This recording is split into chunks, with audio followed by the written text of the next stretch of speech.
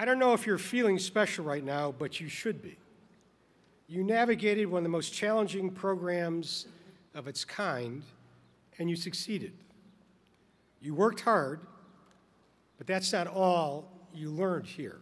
You're also taking away some special qualities unique to Carnegie Mellon.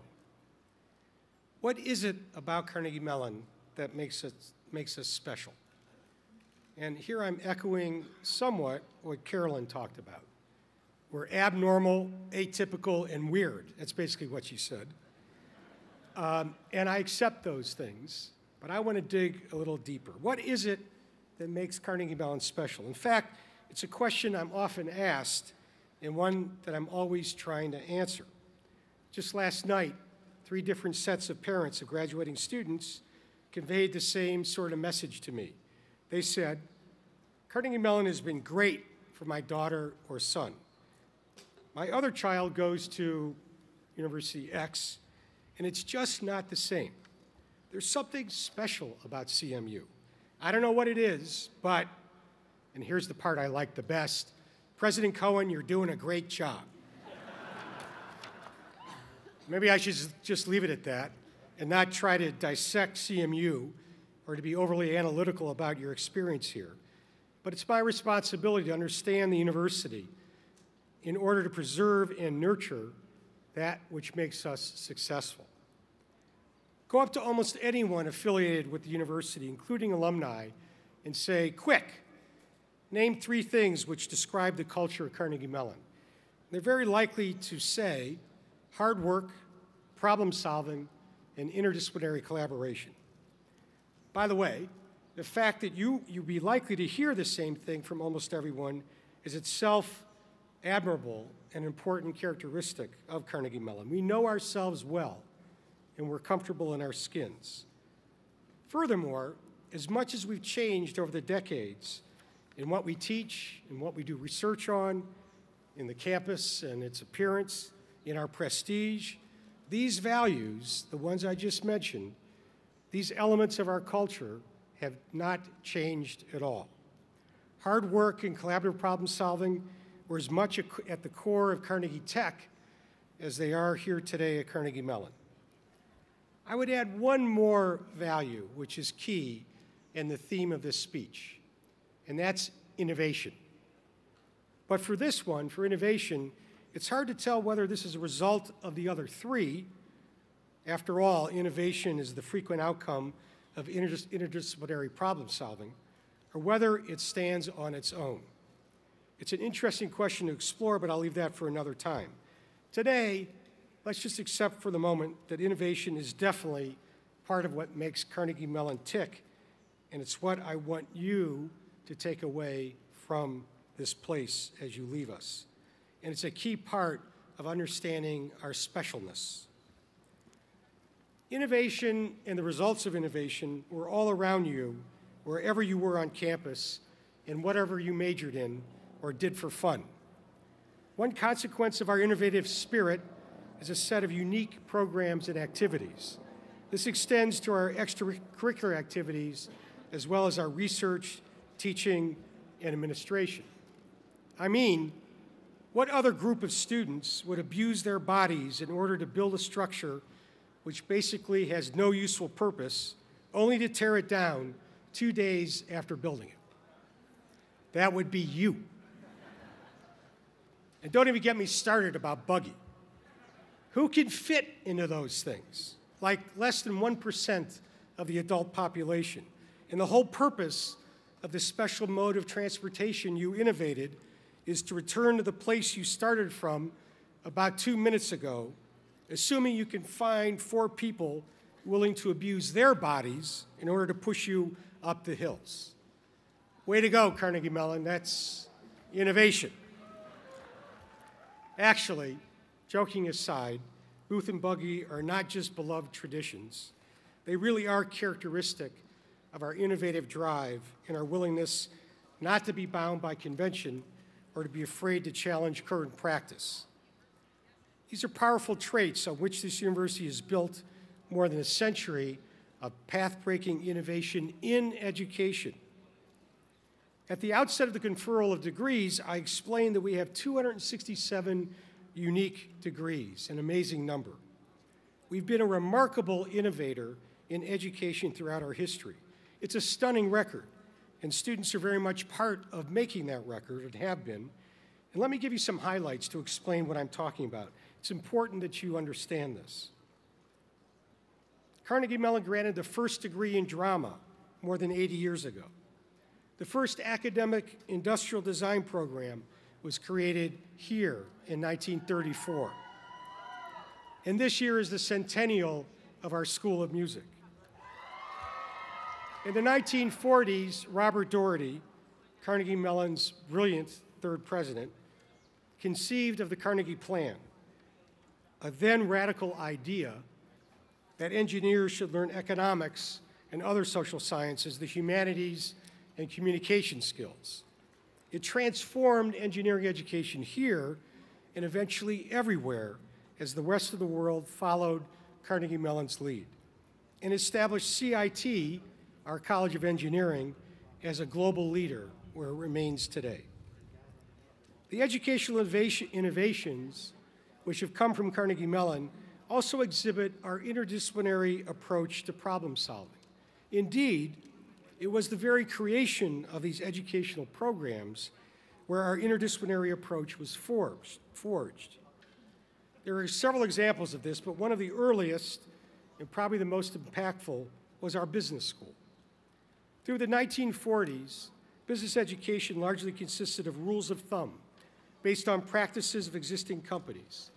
In 1949, Carnegie Mellon, with the support of the Mellon family, founded its Graduate School of Industrial Administration, or GSIA, since, of course, renamed the David A. Tepper School of Business in recognition of David's and his wife Marlene's extraordinarily generous gift to the school.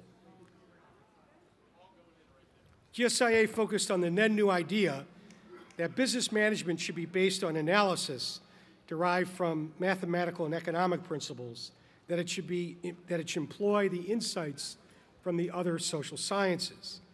In some sense, this idea was a natural extension of the then new field of operations research, which was created in the United States and the United Kingdom during World War II. But turning this into the basis of business management was a major research undertaking and became the focus, the very core of GSIA. The faculty who founded GSIA and worked there in the 50s and 60s, and their students went on to win an amazing 7 Nobel Prizes. The effort in GSIA was also highly interdisciplinary and collaborative, which laid the foundation for CMU's strong collaborative culture that serves us so well today. Every business school in the world has adopted or was founded on the GSIA Tepper School model. It's hard to appreciate what a bold innovation this was 60 years ago, or what a huge impact it had. I suppose if we were more brand conscious at Carnegie Mellon, people would go to business school today to get their CMU, or their GSIA, or their Tepper, instead of getting their MBA. Kind of like the way you reach for a Kleenex instead of a tissue. You get it? Ask your parents later on, maybe they'll explain it to you. That's how profound what GSIA, the Tepper School, has done. And that's the kind of innovation I'm talking about at Carnegie Mellon. Here we created the first Department of Computer Science and the first School of Computer Science.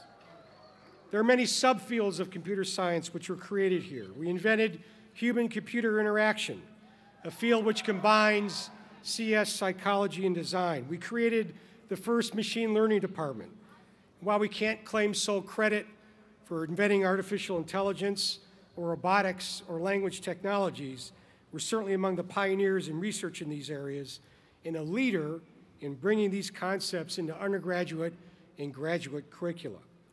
All of these programs are the product of interdisciplinary collaborative research and educational innovation by our faculty working with and responding to an eager and innovative student body. In 1970, the School of Urban and Public Affairs, now the Heinz College, was spun out of GSIA.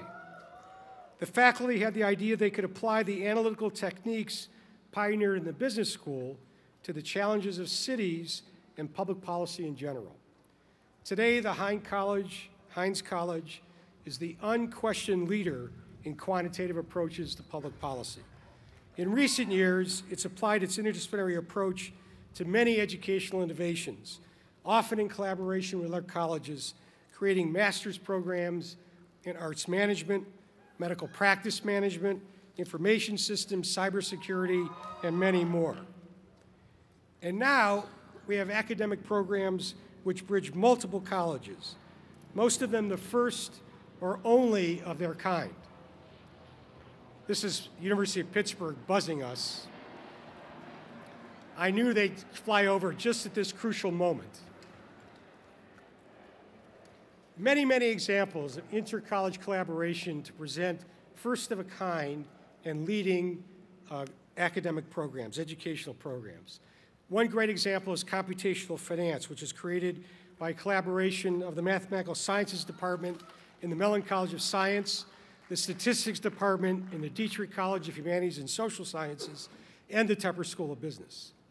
While other universities have followed our lead, ours is still the only multi-college program and still ranked #1. And there's computational biology, which is a collaboration between computer science and the Department of Biological Sciences. And atypically, our Lane Center for Computational Biology is organizationally and physically in our School of Computer Science. And there are more examples, and I'll save you some of them. We also have unique, I should get a standing ovation for that. I just saved at least 10 minutes. Not just unique degree programs, we have unique departments. There's engineering and public policy in CIT, social and decision sciences in the Dietrich colleges. These aren't just unique, they couldn't exist in any other university.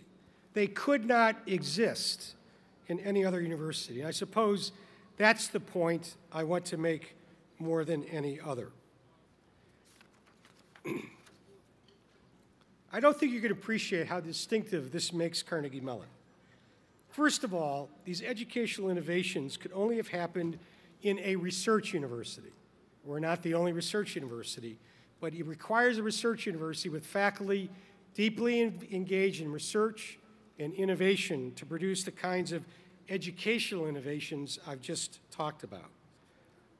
This rules out, by the way, 4,200 of the 4,500 institutions of higher education in America, which are not research universities. We could also rule out virtually every other country, which with few exceptions are simply their universities are simply too hidebound and traditional to be competitive in the way I'm describing here. And within our peer group of the top 60 research universities in North America, well, let me put it this way. I'll just say that the deans, the provost, and I get quizzical or astonished looks when we describe to our counterparts some of the things that we do here. Which brings me back to the question. So what makes Carnegie Mellon special? Here's the best I can do as a summary statement. Our sense of ourselves as members of a community is that we are all motivated to bring our best to and be the best at that which we choose to do. If there's a better way to do it, we want to find it, and we will use it. We don't worry if that breaks with convention. We just do it if it's the right thing. Now, I think many universities are populated by people who would fit this mold, at least in some level. But somehow, we're a university that's largely avoided the institutional inertia and bureaucratic protectionism that tend to burden other places and to frustrate the pace of innovation. Whether you sensed any of this or not, you flourished here. You learned a great deal in terms of knowledge and skill. Indeed, you are as well trained in your fields as anybody can be. but you also have developed ways of thinking and doing that set you apart, that prepare you for innovation, for being architects of change. You now join a special group of people who are also alumni of this greatest institution. Just to underscore my point, Forbes magazine inaugurated a so-called 30 under 30 recognition this year. 30 people under 30 years old who, in Forbes' words, aren't waiting to reinvent the world. 8 of those 30 people are Carnegie Mellon alumni. That's where you're going to be.